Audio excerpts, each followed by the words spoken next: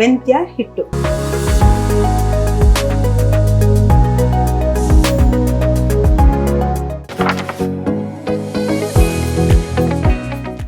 Menarche ಟೈಮಲ್ಲಿ ಮಾಡ್ಬೋದಾದಂಥ recipe. So ಅದರಲ್ಲಿ ಈಗ ನಾವು ತೋರಿಸ್ತಾ ಇರ್ತಕ್ಕಂಥದ್ದು ಮೆಂತ್ಯ ಹಿಟ್ಟು. ಮೆಂತ್ಯ ಹಿಟ್ಟಿಗೆ ಬೇಕಾಗುವ ಸಾಮಗ್ರಿಗಳು: ಮೆಂತ್ಯ ಪುಡಿ 1 ಕಪ್, ಗೋಧಿ ಹಿಟ್ಟು 1 ಕಪ್, ಅಕ್ಕಿ ಹಿಟ್ಟು 1 ಕಪ್, ಸೈಂಧವ ಉಪ್ಪು, ತುಪ್ಪ. ಸೊ ಮುದ್ದೆ ಎಲ್ಲರಿಗೂ ಮಾಡೋ ಅಭ್ಯಾಸ ಇರುತ್ತೆ. ಸೊ ಈ ಮೆಂತ್ಯ ಹಿಟ್ಟನ್ನ ಹೇಗೆ ಮಾಡೋದು ಅಂತ ಈಗ ನಾವು ನೋಡೋಣ. ಇದಕ್ಕೆ ಒಂದು ಪಾತ್ರೆಯಲ್ಲಿ 3 ಕಪ್ನಷ್ಟು ನೀರನ್ನು ತಗೊಳ್ಳೋಣ. ಮೊದಲನೇದಾಗಿ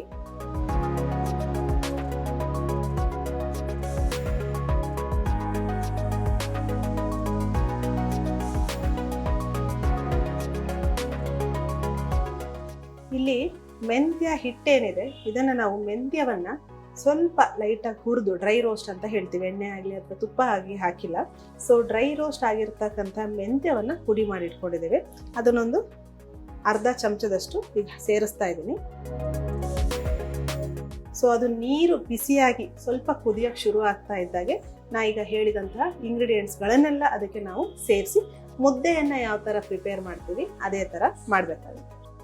ಸೊ ಈ ಮೆನಾರ್ಕೆ ಅನ್ನೋದು ಬಹಳಷ್ಟು ಹಿಂದಿನ ವರ್ಷಗಳಲ್ಲಿ, ಒಂದು 50 ವರ್ಷದ ಹಿಂದೆ ಅಂತ ತಗೊಂಡ್ರೆ, ಒಂದು 12ರಿಂದ 16 ವರ್ಷದ ಮಕ್ಕಳಲ್ಲಿ ಕಾಣಿಸ್ಕೊಳ್ತಾ ಇತ್ತು. ಸೊ ಇತ್ತೀಚೆಗಂತೂ 3ನೇ ಕ್ಲಾಸ್ ಇರ್ಬೋದು, 4ನೇ ಕ್ಲಾಸ್ ಇರ್ಬೋದು ಅಂತಂದರೆ ಒಂದು 8-9 ವರ್ಷಕ್ಕೆಲ್ಲ ಮಕ್ಕಳು ದೊಡ್ಡವರಾಗ್ತಾ ಇದ್ದಾರೆ.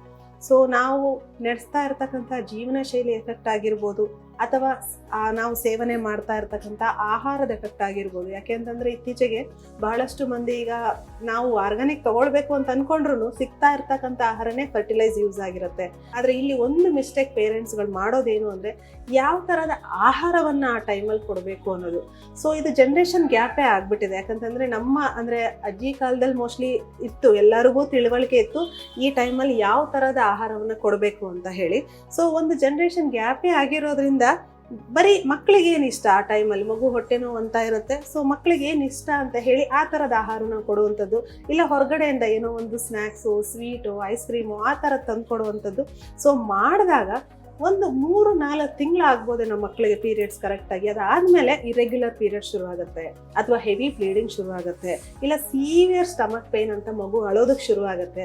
ಸೊ ಈ ಥರ ಸಮಸ್ಯೆಗಳು ಕಾಣಿಸ್ಕೊಳ್ಳುತ್ತೆ. ಹಾಗಾಗಿ ಮುಟ್ಟಿನ ಸಮಯದಲ್ಲಿ, ಅದು ಮೊದಲನೇದಾಗಿ ಶುರುವಾದಾಗ ಮೆನಾರ್ಕೆ ಟೈಮ್ ಅಂತ ಏನು ಹೇಳ್ತೀವಿ, ಆ ಸಮಯದಲ್ಲಿ ಪ್ರಾಪರ್ ಆಗಿರ್ತಕ್ಕಂತಹ ಆಹಾರವನ್ನು ಕೊಡೋದು ಬಹಳ ಮುಖ್ಯ.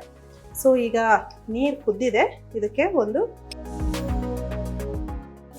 ಮೆಂತ್ಯ ಹಿಟ್ಟು, ಹಾಗೆ ಅಕ್ಕಿ ಹಿಟ್ಟು, ಹಾಗೆ ಗೋಧಿ ಹಿಟ್ಟನ್ನು ಸೇರಿಸ್ತಾ ಇದ್ದೀನಿ. ಹಾಗೆ 1/4 ಚಮಚದಷ್ಟು ಉಪ್ಪು. ಇದನ್ನ ಲಂಪ್ ಕಟ್ಟದೇ ಇರೋ ಹಾಗೆ ಚೆನ್ನಾಗಿ ತಿರ್ಸ್ಕೊಳ್ಬೇಕು.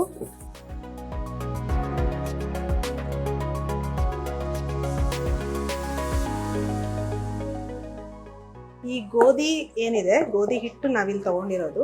ಸೊ ಡೈರೆಕ್ಟಾಗಿ ಗೋಧಿ ಹಿಟ್ಟನ್ನು ತಗೊಂಡಿಲ್ಲ, ಗೋಧಿಯನ್ನು ತಗೊಂಡು ಅದನ್ನು ಡ್ರೈ ರೋಸ್ಟ್ ಮಾಡಿ, ಅಂದರೆ ಚೆನ್ನಾಗಿ ಅದನ್ನು ಹುರ್ಕೊಂಡು ನಂತರ ಪುಡಿ ಮಾಡಿದ್ದೇವೆ. ಹಾಗೆ ಅಕ್ಕಿ ಸಮೇತ ಅಕ್ಕಿಯನ್ನು ತೊಳೆದು ಒಣಸಿ ನಂತರ ಅದನ್ನು ರೋಸ್ಟ್ ಮಾಡಿ ಪುಡಿ ಮಾಡಿರ್ತಕ್ಕಂಥದ್ದು. ಹಾಗೆ ಮೆಂತ್ಯ ಕೂಡ ಅದೇ ರೀತಿ. ಸೊ ಹಾಗಾಗಿ ಇಲ್ಲಿ ತುಂಬ, ಈಗ ಮುದ್ದೆನ ಯಾವ ಥರ ಬೇಯಿಸ್ತೇವೆ ಅಷ್ಟೊಂದು ಬೇಯಿಸುವಂಥ ಅವಶ್ಯಕತೆ ಬರೋದಿಲ್ಲ.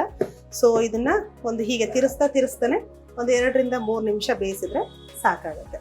ಇದೀಗ ಬೆಂದಿದೆ ಚೆನ್ನಾಗಿ. ಇದನ್ನು ಒಂದು ಪಾತ್ರೆಯಲ್ಲಿ ತೆಗೆದಿಟ್ಕೊಳ್ಳೋಣ.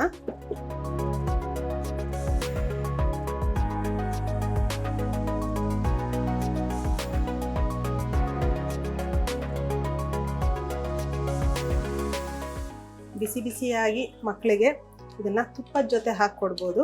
ಒಂದು ವೇಳೆ ತುಪ್ಪದ ಜೊತೆ ಬೋರ್ ಆಗುತ್ತೆ ಅನ್ನೋದಾದರೆ ಆಗಲೇ ಹೇಳಿದಾಗೆ ಈ ಉದ್ದಿನ ರಸಮ್ ಏನಿದೆ ಅಥವಾ ಪೆಪ್ಪರ್ ರಸಮ್ ಏನಿದೆ ಅದ್ರ ಜೊತೆ ಕೂಡ ನಾವು ಇದನ್ನು ಕೊಡ್ಬೋದು. ಸಾಮಾನ್ಯವಾಗಿ ಇದನ್ನು ತುಪ್ಪದ ಜೊತೆ ಹಚ್ಕೊಂಡು ತಿನ್ನೋದೇ ವಾಡಿಕೆ. ಇದೀಗ ಮೆಂತ್ಯ ಮುದ್ದೆ ರೆಡಿ ಇದೆ. ಇದ್ರ ಮಧ್ಯದಲ್ಲಿ ತುಪ್ಪ ಹಾಕೋಣ. ತುಪ್ಪ ಅಥವಾ ಎಳ್ಳಿನ ಎಣ್ಣೆ ಎರಡನ್ನೂ ಯೂಸ್ ಮಾಡ್ಬೋದು. ಆಗಲೇ ಹೇಳಿದೆ ಕೆಲವೊಬ್ರು ಹುಚ್ಚೆಳ್ಳಿನ ಎಣ್ಣೆಯನ್ನು ಬಳಸೋದುಂಟು. ಸೊ ಆಗಲೇ ಹೇಳಿದಾಗ ನಾನು ಈ ಉದ್ದಿನ ಹಿಟ್ಟಿರ್ಬೋದು, ಹಾಗೆ ಮೆಂತ್ಯ ಹಿಟ್ಟಿರ್ಬೋದು, ಇದೆಲ್ಲವೂ ಸ್ವಲ್ಪ ಉಷ್ಣವೀರ್ಯ ಇರೋದ್ರಿಂದ ಅದನ್ನು ಬ್ಯಾಲೆನ್ಸ್ ಮಾಡಲಿಕ್ಕಾಗಿ ಸೊ ತುಪ್ಪವನ್ನು ನಾವಿಲ್ಲಿ ಉಪಯೋಗಿಸಿದ್ದೇವೆ.